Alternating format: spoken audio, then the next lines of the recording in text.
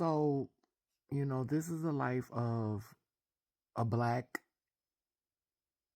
original sex change, a deeply melanated ebonoid sex change.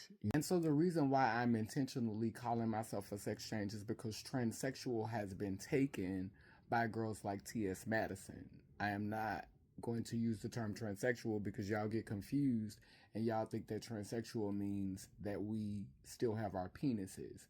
So I'm going to say I'm a sex change because I don't want you to confuse me with a person who still has their penis. Transsexual was created for beings who change their sexes, but these days, everybody's a transsexual. And people will say, oh, well, it's not a real vagina, so why are you calling yourself a sex change? Because all you did was mutilate yourself, for those of you who are scientific and who will say that.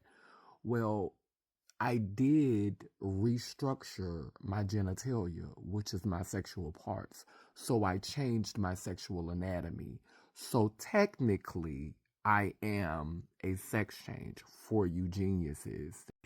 And for those trolls who are certain to crawl from under a bridge and find my video. I just want to, try to minimize my sacrifice to show up in a way that is more reflective of my foremothers, the foremothers who embrace me, because not all beings who are born with vaginas feel a way about, having me walk in that embodiment. I am seed and egg, and so if I choose to embody the egg, then I can. If I choose to embody the DNA that's associated with the seed planter, then I can. I'm a combination of both. I'm whole. Make no mistakes about it. This song is dedicated to my great-great-great-great-great-great-grandfathers and my great-great-great-great-grandmothers and our great-grandchildren. Those who are here, those who have come, and those who are coming. We've been here for a long time. Now, when I show up in a way that causes confusion for a lot of people who are lower vibrational, people who are hung up on flesh, caught up on the physical, caught up on the third dimension. When you see my physical form, I understand the confusion, and that's why I exercise grace for you. But I want to be clear. I am non-binary. I do not subscribe to constructs. I see myself as neither man or woman. I see myself as whole. Again, I have grace because I know how I show up. I know how I feel comfortable showing up.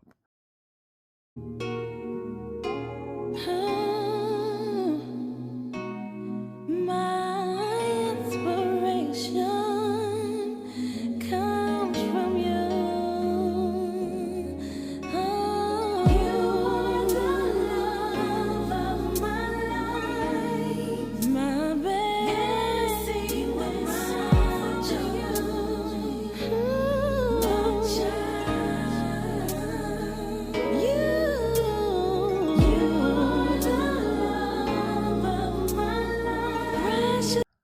But what I'm not going to do in 2025, what I'm not taking into 2025 with me is entertaining ignorance.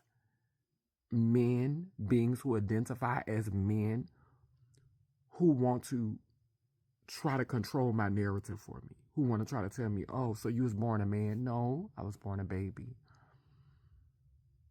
Now, I could say with XY chromosome, but there are beings who are born with the XY chromosome who have vaginal wombs. So the XY chromosome is not even exclusive to beings who were born with penises. So what sense would it make for me to say that I was born with the XY chromosome?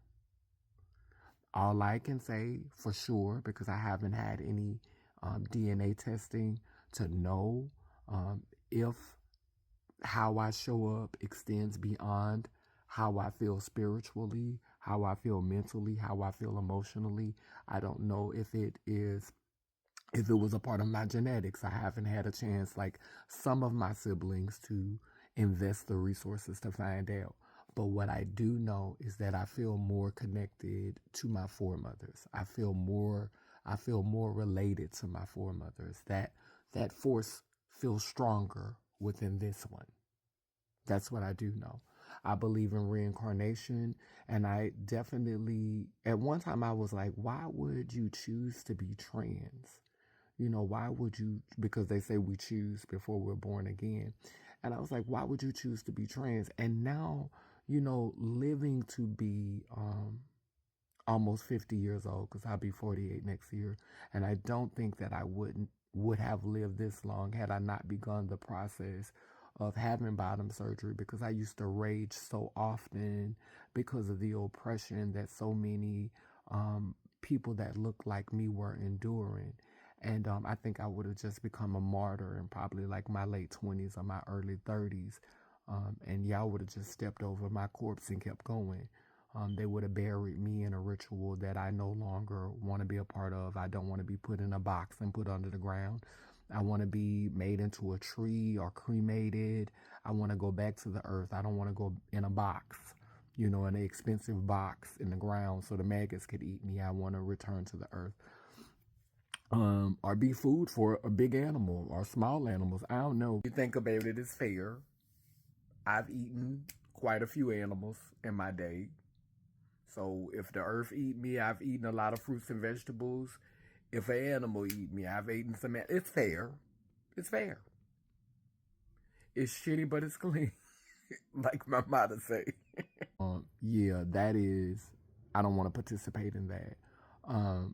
But if I wouldn't have went through this process, I wouldn't have lived long enough to realize why I chose not to be born, biologically female. I know for certain that if I would have chose to be biologically female and be able to, carry life inside of me, I definitely wouldn't really give two beans about a lot of the stuff that's going on in society. I would have had a lot of babies. God got us willing. And I would be somewhere with my tribe minding my business. That's why, I don't judge my female cousins or my female sisters for how they live their life. I would not be the advocate that I am. I would not have the perspective that I have. I'd be worried about me and mine. I'd be somewhere in a corner with my tribe, minding my business. So I understand a lot of why Black women are the way they are. I get it. It's not lost on me.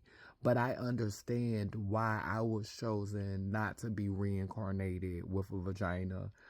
I'm assuming that I foresaw the toxicity of that, how this is harmful to queer people, how this is harmful to non-binary people, how this is harmful to gay and lesbian people, and the alienation and the condemnation that, the religions that we celebrate and honor are just often just harmful to us as a collective, oppressive, And I think myself understood that you're not going to be able, in order for you to really be able to teach and to speak from the place you need to speak from, you can't just be born with a vagina and be barren. You need to sacrifice to be who you know you are. You need to go through that journey of sacrificing to know who you are. And so today I'm so happy to be in this space where I am not allowing myself to feel minimized and allowing other people to speak for me and to control my narrative and to try to edit my language and tell me what I meant to say. I meant to say I'm a sex change. I am non-binary. If you don't know what it is, Google it. I'm whole. I am my mother and my father,